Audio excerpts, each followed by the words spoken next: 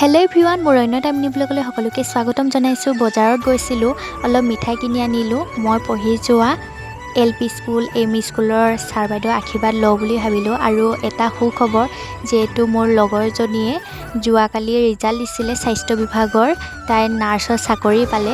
দুয়োজনীয়ে ভাবিলোঁ ছাৰ বাইদেউৰ আশীৰ্বাদ লৈ আহোঁ।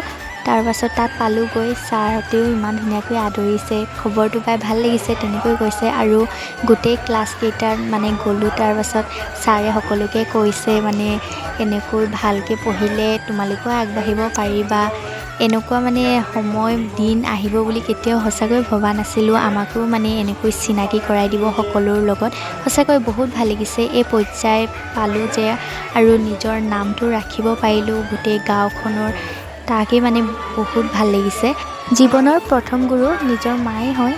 দ্বিতীয়তে আহিলে শিক্ষক শিক্ষয়িত্ৰী, কিয়নো কিতাপৰ পৰা লৈকে বাহিৰৰ সকলো জ্ঞান আমাক দিয়ে। আৰু কিতাপৰ পঢ়াখিনি যদি শিক্ষক শিক্ষয়িত্ৰীয়ে নপঢ়ায়, তো আমি ইমানকৈ কিতাপৰ বিষয়ে নাজানিলোঁ হয়, ইমানকৈ আগবাঢ়িব নোৱাৰিলোঁ হয়। এনেকৈ যাতে আগবাঢ়ি যাব পাৰোঁ, ছাৰ বাইদেউৰ নাম ৰাখিব পাৰোঁ, গাঁওখনৰ নাম ৰাখিব পাৰোঁ, তাৰেই কামনা কৰিলোঁ। তাৰপিছত তাৰ পৰা ওলাই আহি ইফালে LP স্কুললৈ যাবলৈ লৈছোঁ। এইখনেই হ'ল আমি পঢ়ি যোৱা মৰমৰ LP স্কুলখন। সঁচাকৈ স্কুলখনৰ ফালে চালেই সৰুতে আমি পঢ়া খেলা ধূলা কৰা সেই সকলোবোৰ মনত পৰি যায়।